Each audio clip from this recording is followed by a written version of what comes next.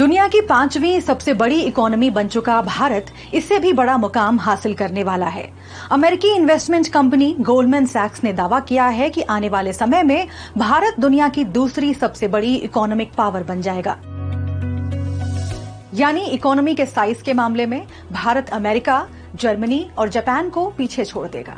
नमस्कार, मैं हूं शुभ्रा सुमन। स्पॉटलाइट में जानेंगे भारत के लिए अमेरिका से आई खुशखबरी के क्या मायने हैं और भारत ये सफर कैसे तय करेगा। अमेरिका के न्यूयॉर्क में बेस्ड गोल्डमैन सैक्स दुनिया का एक लीडिंग फाइनेंशियल इंस्टीट्यूशन है। इसके दावे के पीछे कई अहम आधार हैं, लेकिन उससे पहले समझिए कि इंडियन इकोनॉमी ने पिछले कुछ सालों में कैसा परफॉर्म किया है। आईएमएफ ने माना है कि कोरोना महामारी और रूस यूक्रेन वॉर के बावजूद भारत पिछले कुछ सालों में दुनिया में सबसे तेजी से ग्रो करने वाली अर्थव्यवस्थाओं में शुमार रहा है। एशिया में ये पहले नंबर पर है।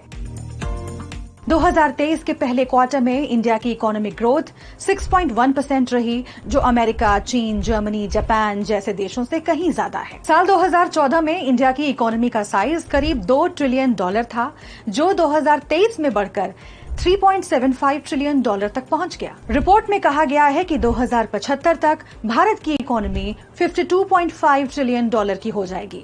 यानी अमेरिका, यूरोपियन यूनियन के देशों और जापान को भी भारत पीछे छोड़ देगा। इंडिया से आगे केवल चीन होगा, जिसकी इकोनॉमी साल 2075 तक $57 ट्रिलियन की होगी।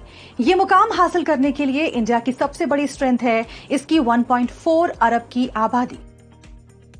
भारत की आबादी में युवाओं और बुजुर्गों बच्चों की संख्या के बीच शानदार बैलेंस बना हुआ है। इस यंग वर्कफोर्स को ज्यादा से ज्यादा ट्रेनिंग और स्किल मुहैया कराकर भारत अपनी मैन्युफैक्चरिंग कैपेसिटी में भारी इजाफा कर सकता है।